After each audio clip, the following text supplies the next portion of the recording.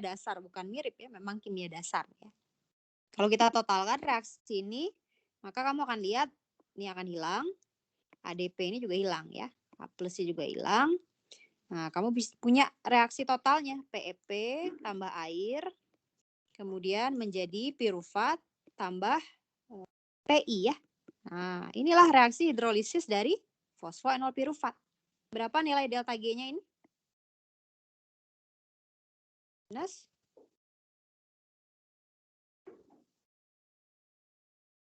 7,5 kan ya. Kemudian minus 14,8, Bu. minus 7,3 ya, jadi minus 14,8 ya. Nah, jangan lupa satuan, kilokalori per mol. Nah, gitu. Ini termasuk bahan metabolisme ini. Karena kalau kamu lihat, ini suatu tahap reaksi ya. Nah, tahap satunya itu ini, PEP itu dia ketemu ADP dulu. ADP-nya ternyata diambil dari hidrolisis ATP. Jadi dua reaksi ini adalah serangkaian reaksi metabolisme. Berarti reaksi yang kedua dulu ya, yang pertama ya. Atau dia serentak biasanya, simultan. Si ATP akan melepaskan ADP dan H+, ADP dan H+ akan diterima oleh PEP. Terjadilah reaksi total yaitu hidrolisis dari fosfoenol pirufat. Ya. Masih mudah ya. Kamu nanti coba kerjakan nomor 2. Soalnya ada di Sipendi ini ya. Nah, lihat data yang ada itu apa saja. Nilai delta G adalah sekian. Hitunglah rasio konsentrasi ATP terhadap ADP dan PI katanya. Jadi hidrolisis lagi ATP, taunya ADP dan PI. Hanya gitu ya. Dalam sel pada suhu 37 derajat Celcius R sekian. Mudah-mudahan kamu masih ingat kidas ya. Kalau ada delta G, ada T, ada R, lalu ada pertanyaan rasio konsentrasi. Kira-kira apa formula termodinamik yang kita gunakan untuk mencari rasio konsentrasi ini ya?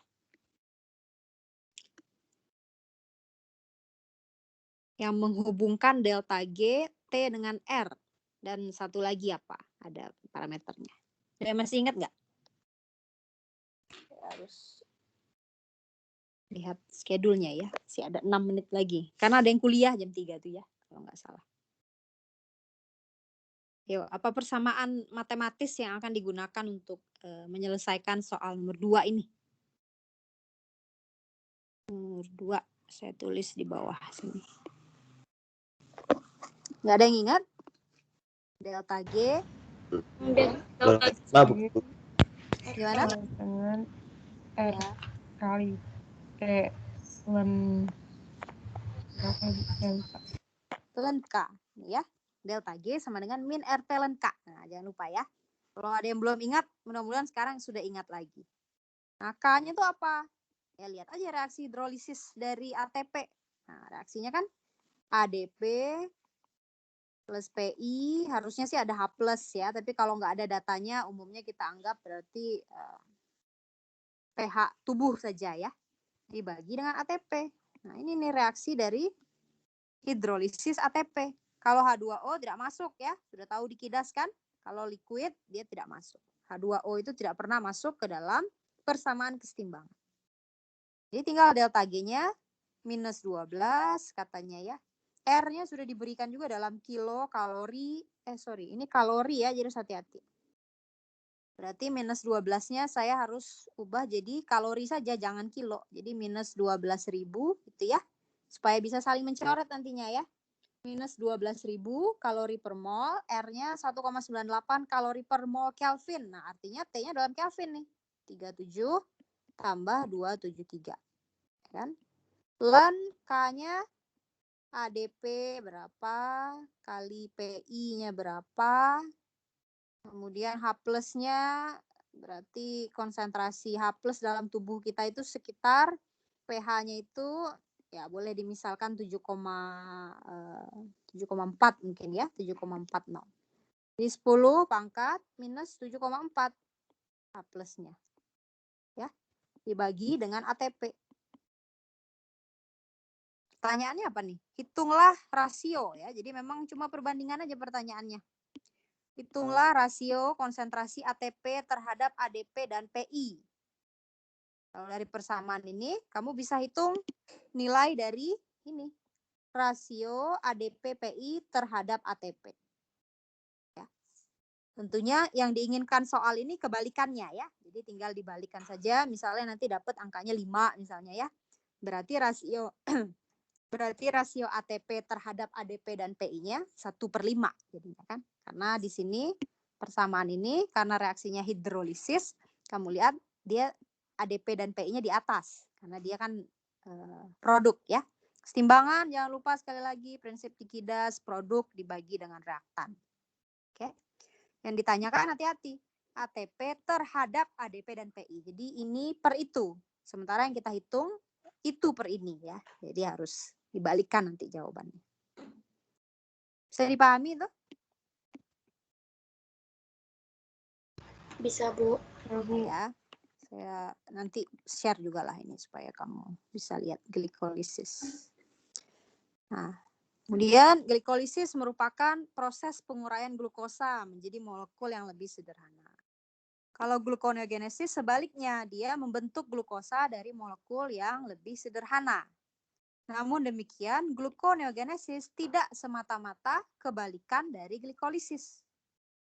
Jelaskan tahap perbedaannya itu apa? Perbedaan tahapan. Ya. Sekarang mungkin kamu belum hafal. Atau jangan-jangan sudah hafal. Kalau belum hafal, nah, boleh lihat dulu ya. Boleh lihat dulu. Tapi kalau ujian biasanya close book ya. Nah, kita lihat di sini antara ada sebuah perbandingan. Nah, ini dia. Kelihatan ini. Nah, ini ya. Kamu lihat di video sudah saya jelaskan juga. Jadi apa saja bedanya antara tahapan glikolisis dan gluconeogenesis tadi ya. Kamu akan lihat tahap yang berbeda itu yang warnanya pink ini ya. Ini adalah tahap-tahap yang berbeda.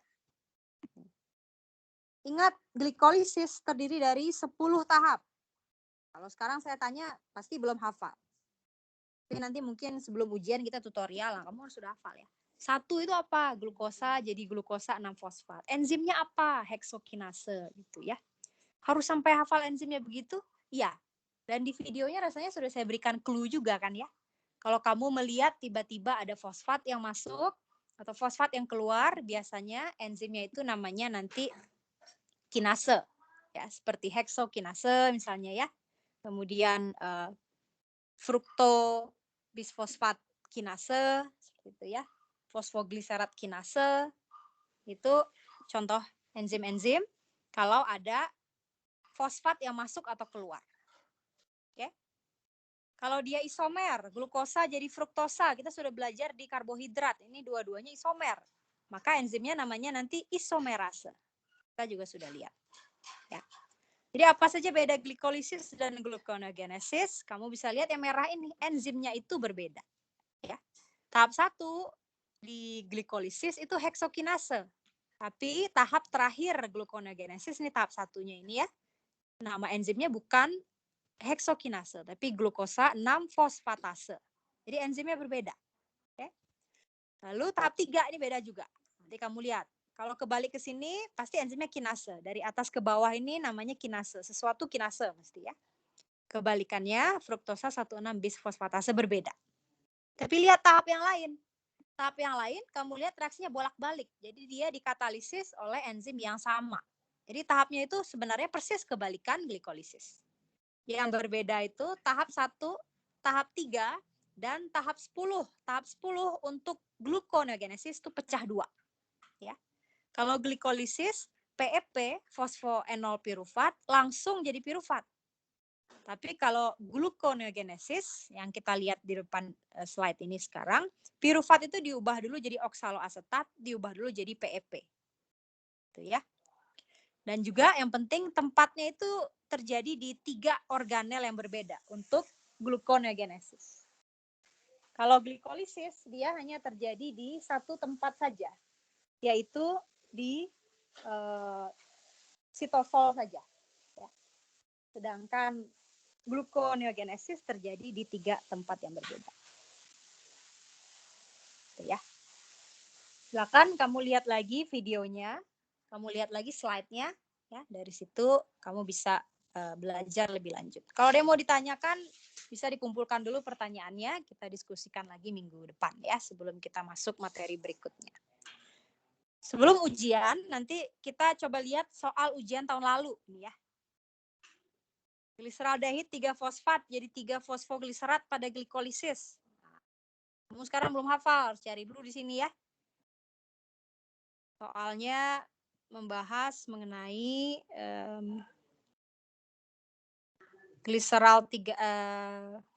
gliseraldehid 3 fosfat jadi 3 fosfogliserat. Jadi ini ya pertanyaannya. Dari ini ya. Dari gliseraldehid 3 fosfat jadi fosfogliserat. Ini pertanyaannya. Nih, tahap ini. Jadi 2 tahap sebenarnya ya. Pertanyaan ujian nih, ujian beneran tahun lalu ya. Melibatkan beberapa tahap berikut kecuali apa yang tidak terjadi. Apakah sintesis ATP, apakah penggunaan PI. Ya, kamu harus lihat dulu reaksinya ya kan.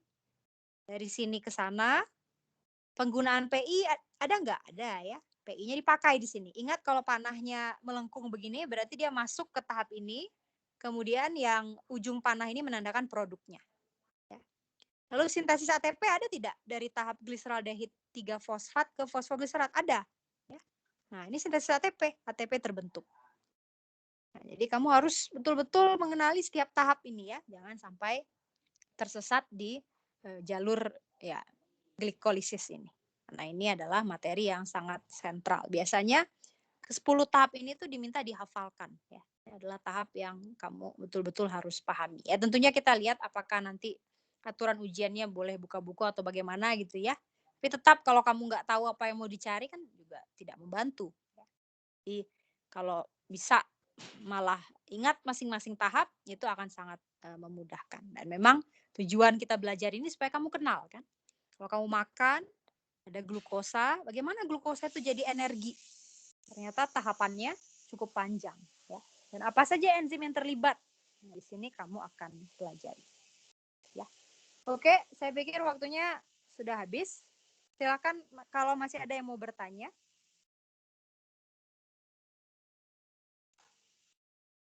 Yang untuk soal ujian tahun lalu mungkin akan saya bahas menjelang ujian ya, deket-deket tutorial lah ya. Kalau sekarang mungkin terlalu cepat. Belum tune in, kamu juga kan baru mengenal konsepnya.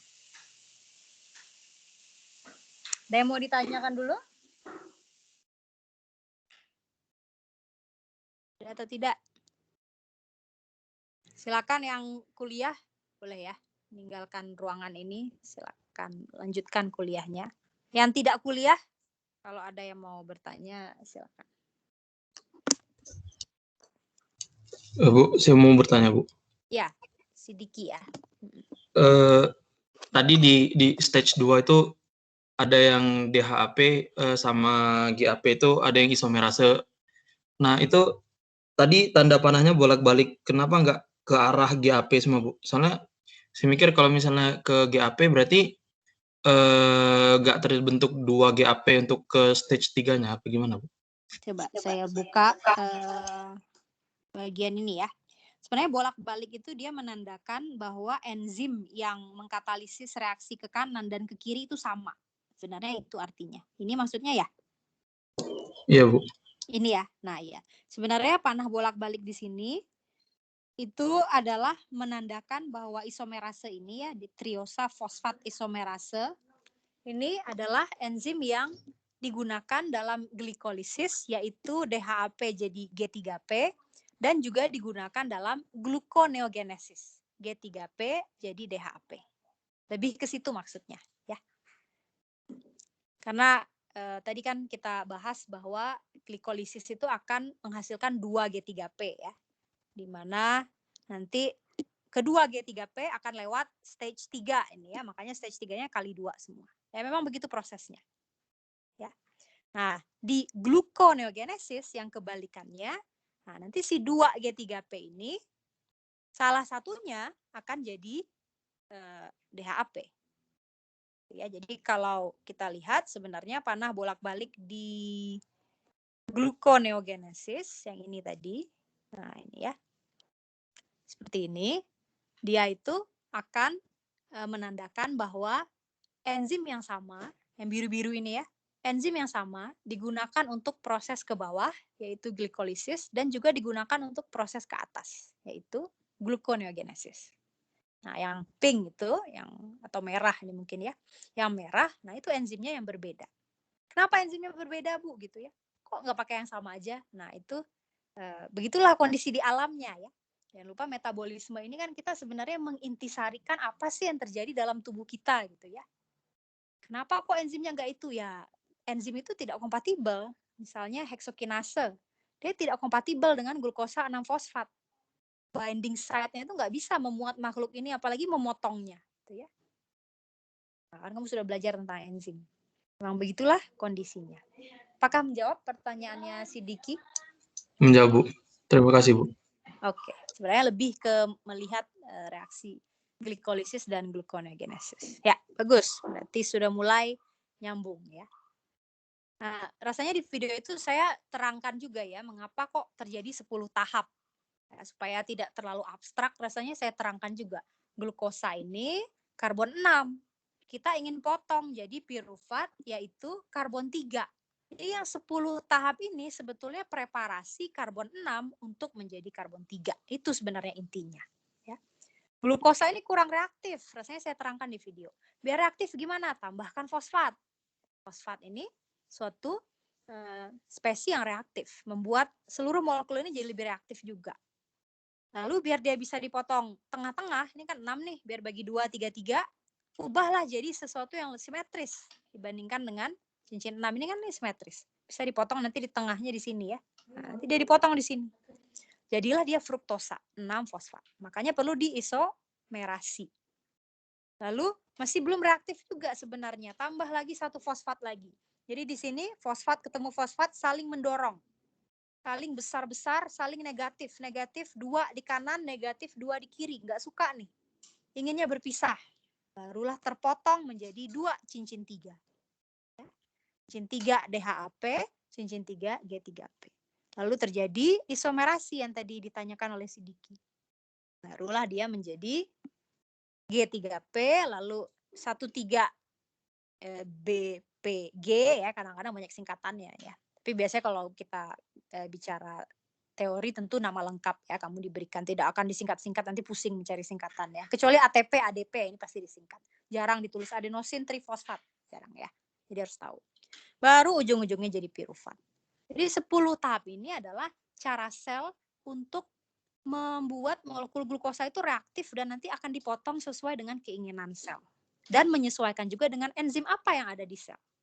Ya, kira-kira seperti itu. Inilah bagaimana kita itu sebagai makhluk gitu ya, mempelajari diri kita. Oh, ternyata tubuh kita itu dilengkapi dengan suatu sistem yang sangat kompleks. Glukosa jadi pirufat ya.